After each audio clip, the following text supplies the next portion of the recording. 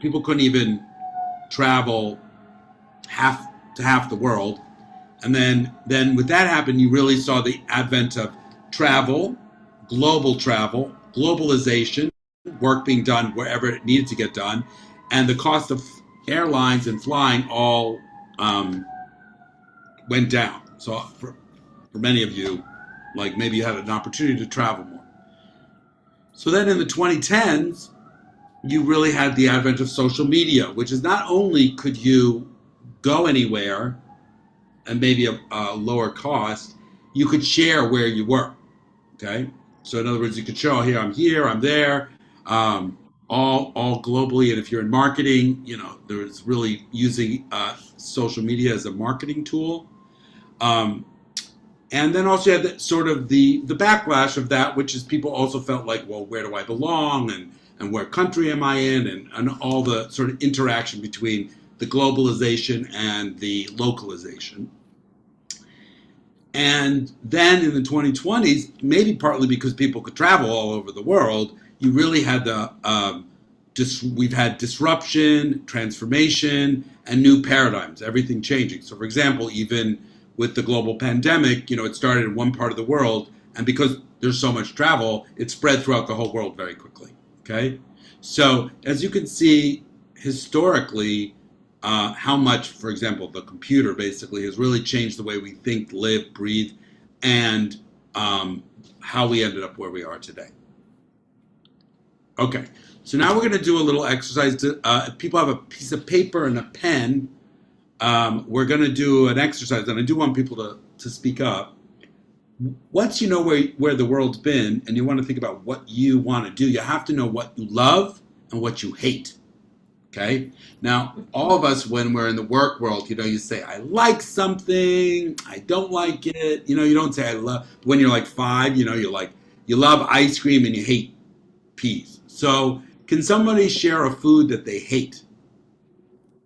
Liver. Liver. Can you be more specific? Like chopped liver, just liver, or all kinds of liver? Liver. Doesn't matter where it comes from, who's come from, or nothing. Nothing. Okay. Very good. How about someone else? A food you hate? Mushrooms. Mushrooms? Okay. Tell me, someone say a food they love. Potatoes. No, you gotta be more specific. Like mashed potatoes? Oh, every potato, number one. Every potato. Tater tots? All of it. All of it. Like macaroni and cheese. Macaroni and cheese is amazing. It's true. I love black olives in a can. You just sit there, they're salty. Then I'm going, I hate marzipan. Ew. Right? It's disgusting. Okay, let's go. So we're starting to get this. So everybody write down like 1 or 2 foods you love and 1 or 2 foods you hate. Okay? Be specific. I love Domino's pizza, flat crust, extra tomato sauce with the cheese and black olives on half the pizza. Okay? Everybody do it? And a food you hate.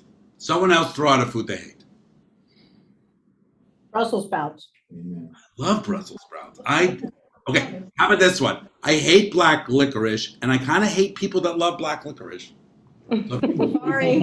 Okay, we can still be friends. Okay, so now let's try this with either movies or actors or actresses. So write down an actor or an actress you hate. Everything they're in, you're like, ugh. Who could think of one? Wilson. What? You hate Rebel Wilson? Oh, no. I'm midway through her new movie. It's terrible. But go ahead. Yes, what'd you say? I haven't seen it. I didn't hear. Johnny Depp. Oh, you hate Johnny Depp? No. Love Johnny You Depp. love Johnny Depp. Okay. I hate Anne Hathaway. Oh. I love the movies she's in, but I always feel like she wants me to like her as a person. I feel like she's right. Personality disorder. Okay. How about a movie you love? Someone share out a movie they love? Forrest Gump. Forrest Gump. That's a great movie. Okay. Good. Great. So write down a movie or an actor, an actress. Okay, good. We're getting there. We're getting good. Okay. How about a band or a song? For example, I hate the song Celebration that they play at every wedding. Okay, come on, let me get a band you love. I love the Eagles. Eagles. I love the Eagles. Ah. Yep. That's good. Jimmy Buffett. Jimmy Buffett. Yep. What else? Journey. Journey. Don't Stop Believing. They were awful. They're awful.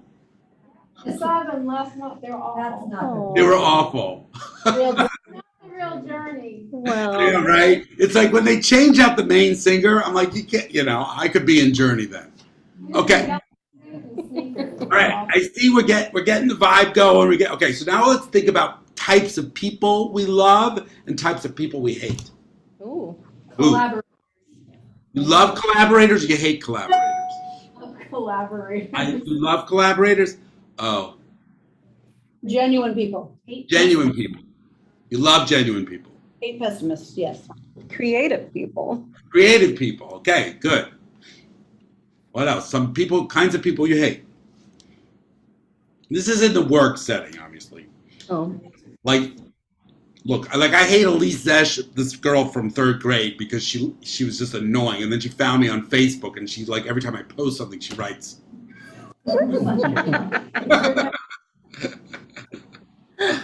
Oh, that's funny. Okay, so write down, think about some people you like, types of people you love. Okay, good. So now think about some things at work things you love to do and things you hate to do. So, for example, Excel, PowerPoint. What? I hate answering my cell phone. Answering a cell Answering your phone. cell phone. You hate answering the phone? Yeah. I hate listening to voicemails. I hate people that write. They do WhatsApp and they do a voice message. And then I have to listen. That's annoying. Okay, what else? I hate people that you call, leave a voicemail, and they call you back before they've listened to the voicemail. Oh, then you hate me. I definitely do that because I don't want to listen to the voicemail. Okay. All right. Good. Did everyone get their? Okay. So your homework assignment that you don't have to turn in is to really sit down in all these areas of your life and your work and really write out not what you like and what you dislike, but what you love and what you hate. Okay. Because that centers you in the present moment about what it is you want to do. Okay. So for example, I do these types of things. I do them in person and I do them in Zoom. And I just recently started doing them in person. And I remember how much I love doing them in person, right? Okay? So the world's changed so much that we have to reconnect with that. Okay. So, another thing you can do, now we're going to try to predict what's going to happen in the future, right? So one way to think about what's going to happen in the future is to really see what happened 100 years ago. Okay? So 100 years ago, there was the Spanish flu, so there was a big pandemic, and then there was World War I. And then there was there was a depression and then World War II. So the thing is and then if you look, there was the Black Plague in the 13th century. And when they had the Black Plague, what happened was there were so few more farm workers that all the workers got raises, okay? Because there were fewer of them. And if you notice, like with the Great Resignation and inflation, that really a lot of those things are happening again. So basically the concept is everything old is new again. So if you really kind of want to learn or predict what might happen in careers or in life in the future, you really can point to the past and that'll give you some clues. Okay? I'm not sure what happened in 1820, but 1920, that's sort of predictive of what's happening now. Okay. All right, so now we're going to do another exercise. We're going to say maybe we can figure out in your current job or in your career where things are headed in the future, okay? So what we want to think about is we have to guess this, okay? We don't know for sure, we got to guess. So let's say for example, in the world of media, the newspapers in the 90s they started putting like the New York Times and the New York Post and all the they all went online for free. Okay, so they put all their information on for free. So after a while, you know what happened? People stopped buying magazines because everything was online for free. So why would I pay for it? Then they tried to create a paywall to pay for it, but it kind of was too late because there was all that free information. So they didn't predict the future. Okay. So now I'm ready for your paper and your pen. We're going to see if we can predict 3 to 5 years in the future what's going to happen in different areas of society. And it's just a guess. But if you can really guess this out, then you're much more likely to be able to anticipate how the world could be. So we'll start off with public health. So think about 3 to 5 years from now, in the world of health, public health, what's going to happen? A lot of at-home testing. At-home testing, right? I have like 4 COVID tests in my house right now. Good. What else? More? Robotic surgeries. Robotic surgeries. Yeah, totally. More virtual visits. With doctors and stuff. See, the thing with that one is I think that's like already happened. Yeah. Mhm. Right. So now go 3 to 5 years from now if that's already happened. Mandatory vaccines. Mandatory vaccines, yes, possibly. Oh, I mean, we're kind of like already half there, right? Yeah. Less Yeah. personal choice. Less personal choice. Okay, so more like public health will be mandated. Okay, good. Let's try now food service. 3 to 5 years from now. What's going to happen? Expensive. More expensive. More technology ordering systems, less waiters. Less waiters. And in New York City, we're definitely going to have like food delivery with drones. I live on the 26th floor, nice. right? I'm going to have a little drone that's going to get me my groceries. Yeah. Okay. That's definitely the same as The Fifth Element. Yeah. Oh, yes, which is a great movie. That's one of my favorite movies. My number one. That's your number one movie? Yes, Eric, my number one. I mean, that's really up there. Yeah, especially the end part is so cool, right? See, now we got distracted by that. But okay, what else with food? Sanitary measures. No. We got more. Hmm. How about this? How about a pill you're gonna take that's your whole meal? Nice. You like that? And it's gonna be fat-free, organic, and it's just like one pill. You're gonna have more synthetic foods. Yeah. Yeah, I agree with that. More instant stuff. More instant. Amazon shopping centers where you throw whatever it is in the basket and it captures the camera and adds it to your cart. So you don't have to actually check out. That is great. Yeah. Scan it and you leave. Okay. That's good. So let's try government and politics. They're trying to 4 to open 5 years. Oh, you got one more? Government. Government and politics. There'll be another political party. Oh, yes, you're right. That's definitely going to happen. Yeah, in America. What else?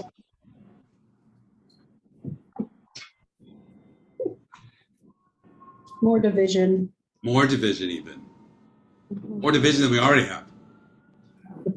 Yeah. Less Okay.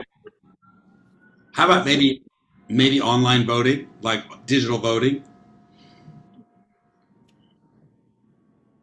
Okay. All right. Let's try entertainment. 3 to 5. We're thinking dystopian because What?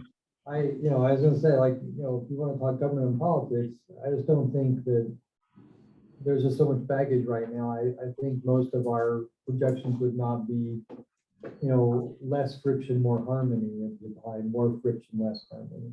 You think more? You think more friction, less harmony? Possibility, yeah. Yeah, and I also say on the other hand, like, I mean, as humans, we could be tired of the friction, and then we could have more harmony just because we're tired of arguing with each other. That would be a nice thought. That would be a nice thing, right? See, and the fact that you think that and I think that could be that could be the future. Okay, let's try entertainment. 3 to 5 years. 3D movies and 4D What? movies. 3D movies? 4D movies at 4D home. movie. 4D movies. Like the Star What is Wars. Where can you get them? More at-home entertainment. More at home. A lot more holographic shows. Yes. Yeah. The Oculus maybe won't be like stuck on your head like that. You'll actually be immersive. Mhm. Mhm. I think also maybe more like live entertainment. You know, like not so digital. Right. That would be nice. I mean, it's making a comeback. Immersive entertainment. Immersive. Immersive, yes, immersive. Maybe travel to space will be more affordable. How many would anybody do that if it was like $40? No. $40, yeah. $40, you'd go like you'd leave the planet. In a heartbeat. Yeah. Not for good, but for like a. No, right. Yeah. Just like a trip around once In a heartbeat. in a heartbeat. It's Drop in the true. ocean, I don't like. It's the coming home. Yeah. Okay, we'll do one more. The welfare system. So this is like Social Security, unemployment benefits. There's this, what? Imploding. Imploding. Okay, so it's a collapse. How about UBI, which is Universal Basic Income, which is everybody gets $2,000 no matter what, every I month. don't see that ever working No, out. no. You don't see that ever happening. No. No. No. Okay. Yeah. No. Okay. All right. So hopefully this. So if I just can like sort of catch you up on what all that we've done so far is we did like where did we come from? How did the world get like this? Generationally, you know, I can't see everybody in the room, but let's say, you know, depending on when you're born, you may not have realized how this all started or how we got here, or you know, if you're older, you've seen all this evolution. So first we have to say like, how did we get here, right? Secondly, we say, okay, who are you? What and who you are is like what you want and what you don't want. Okay. Then in order to predict where your career is going, you have to think about where the future is going. I mean, so for example, the last 3 days, I have found Instagram boring. I look at the things and I'm like, oh, I'm bored. It's the first time that I've suddenly felt bored about it, right? So then I was thinking like, well, what should I look at if I'm not looking at Instagram, right? And TikTok too, you know, like, I don't know, same song, same Lizzo song like 5,000 times. Okay, so that's why it's important to think about where we are and where the world is headed when you think about how to design your career objective. What about the world of nonprofits? What does someone think the future is going to look like? Donations in Bitcoin. Yes, for sure. What else in the future? Automated revenue streams. You know, I was thinking a little bit also like, you know, because I coach for-profit and nonprofits, that, you know, it's sort of like the for-profit nonprofit, meaning all the sort of psychology around how to grow a organization will be applied similarly, whether it's for the good, you know, like, you know, whatever you're providing is for the good, and therefore it's going to run very similarly. Any thoughts on that?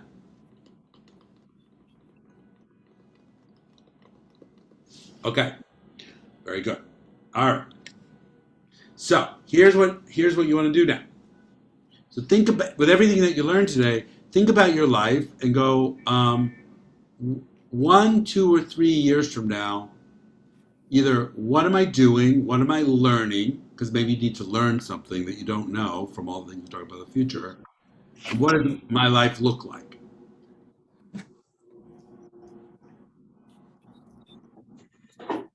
Okay, so everybody, you can write in your notebook. You'd be like, well, I thought about this. This seemed really interesting, or I really need to learn more about X or Y.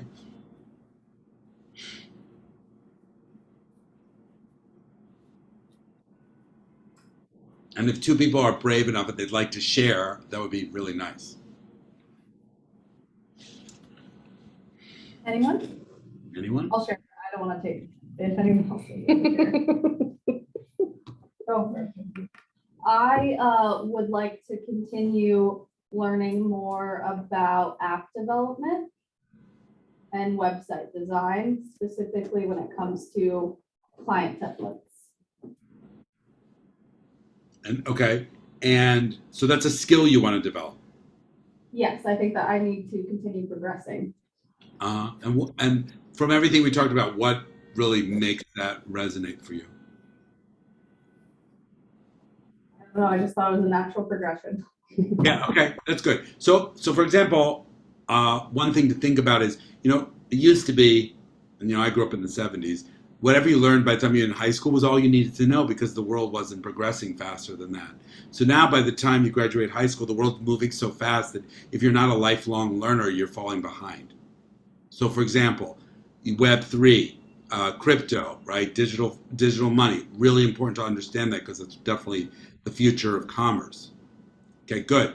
All right, who else wants to share something?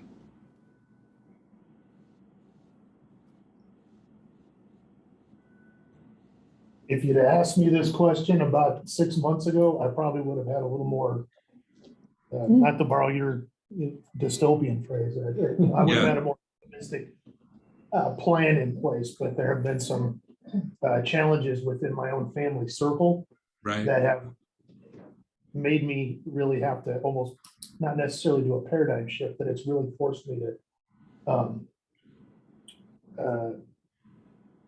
change what I think my vision or my goals would look like for the next 1, 2, or 3 years. So I'm kind of in a position where, because I've had to make that change, I haven't had an opportunity to really go back and recalibrate it. Right. Okay. So I'm more in, I guess, survival mode right now Right. than navigational. Mhm. So I'm going to explain something to you that might be helpful when you're in that circumstance, and everybody can hear this. And in fact, I think I could I'm going to stop sharing, and I'm going to share something else. Okay. So there is, anyone heard of Maslow? No? Okay. So Maslow's he's kind of a psychologist, and he has this thing called Maslow's Hierarchy of Needs. Okay. So I'm going to share a graph of it. Here it comes. Okay. Can you see that? All right. So this is the concept, which is, at the base, human beings are mostly driven by their values. You can draw this if you want, okay? Your values are like truth, integrity, freedom, like concepts. When people need to live according to their values first and foremost, okay? If they know what they are and they live by them, the next thing they need is food, okay? Now, if you have food, the next thing you need is a home, shelter. It's the next thing you think of, like, I need a cave to live in. If you have shelter, the next thing you want is community. You want to know other people, you want to have friends, you want to have family. So long as you have shelter, and so long as you have food, and so long as you're living according to your values. If you have community, the next thing you want is fame. You want people to know who you are. You want to be important. Okay? If you have fame, if you're super famous, then you want to self-actualize. And what does it mean to self-actualize? It means I do what I want, when I want, however I want to do it. Okay? Then, if you have that, the concept that we're talking about in the 21st century is a sense of interconnectedness with other people. Just the we-ness, the not division, right? That we're all on the same planet, breathing the same air, trying to just get through, every day. Okay? So this is what Maslow says is the hierarchy of needs. And basically what happens, if something happens in your life that attacks one of these, you drop down to the lowest one, okay? So, for example, after 9/11, what stocks went up? Home Depot. Why? Because America was attacked on its soil, so people felt their homes were attacked. So then they go back to that, right? COVID really was an attack on community. We got separated from community. so that you drop down. Okay, so whoever was speaking about the personal challenges you're having right now, it could be that when you want to talk directionally about self-actualizing or the future, but you get some sort of shock to the system, you drop down. And what I do in coaching is really help you rebuild the foundation once you have the shock to come back and rise again. It doesn't matter how important, how famous you are. If one of those things get attacked, you're going to drop down to one of those lower needs. Okay? Does that help? It does, thank you. Yeah. Okay. Any questions on this Maslow's hierarchy of needs or interest or something that okay. So what I want to say to all of you, and this is something we do in coaching, is like so important to have good daily habits. Because when you have good daily habits, like making sure that you eat or that you make your bed or that you take care of your home, you're taking care of the lower elements, and then you can move up into the higher elements. Okay? Okay, so that was the presentation part of this exercise. When I coach people, basically, this is the process we go through. We actually start with the Maslow's Hierarchy of Needs, figure out where you are foundationally in your life, and then we think about the past, the present, and the future. And another way to think about this in coaching is versus, let's say, therapy. Therapy is you dig through your past like an archaeologist to find clues about how you got here. Okay? Coaching is like architecture. We're building a building. If you're going to build a great building, the most important thing is to have a strong foundation. And if you have a strong foundation, right, that lower end of the Maslow, then you can build a tall building. But if you don't have a strong foundation, you can't. Christy, that was my presentation. Now what happens? Well, it was so beautiful. Thank you, Eric. Thank you. Screenshot of Maslow's hierarchy of needs and wants. So I will share that in Slack with you guys. I did record this, Eric, so I'll make sure that you get a of it as well. Wayne sent his regards. Obviously, you're in the group text, so you saw what he was saying. But, our lovely operations team and Yvonne have a gift basket headed your way. Thank you. And We'll send that to you today. Okay, I'll be waiting. Quickly. And it better have black olives in a can. Challenge accepted. Tomorrow then. Okay, and no marzipan. no more. So does anyone have any questions for Eric? It was a great presentation, Eric. Thank you so much for helping us go back in time and then into the future. I think there was a lot of valuable insights in there. Does anyone have any questions for him? No? I find it difficult to help people rebuild their foundation if it's something that's on a personal level as opposed to like their professional work. You're doing a lot of life coaching. Yes. So even though people come to me with career challenges, right? That's really what they come with. But I'm really, really listening. I'm listening to them about their life. Why? Because again, we don't work to live, live to work. Like, if you're not happy, nothing else works. And because of COVID, the blend between life and work just went, it's like one thing, right? You can roll out of bed and get on a Zoom call. So I don't always direct when I'm coaching people. I will be talking about your career, but I'm really going to be talking foundationally first, and I'll be listening for how what's going on at work is really a reflection of what's going on in your life. If you tell people directly that you're working on that, they don't always hear that. Sometimes, for example, I say this, I have 14, the name of my company is GEM. I have 14 GEM babies. What is a GEM baby? Somebody I was coaching came with a career problem, but they really wanted to, let's say, get married and have children, right? So in the 16 years I've been doing it, there's 14 children that exist that wouldn't have existed except for people realizing what it is they really wanted in their life, which is, children. Okay, did I answer your question? Yes, thank you. Okay, so I'll leave you with this, which is number one, wherever you go, there you are. So work on yourself. That's the most important thing. Number two is you can follow me on Instagram, Gem Eric Horwitz, and that's Horwitz. Also on LinkedIn. So I don't know, Christy, maybe we can give my information on that and my website. And I try to do daily inspiration, and I have a podcast where I just blather on about something. And I really appreciate your time and your investment and your energy in making yourself a better person. Thank you, thank you. Thank you. All right, everyone have a great day. Thank you. Thank you, Eric. Bye-bye. See ya.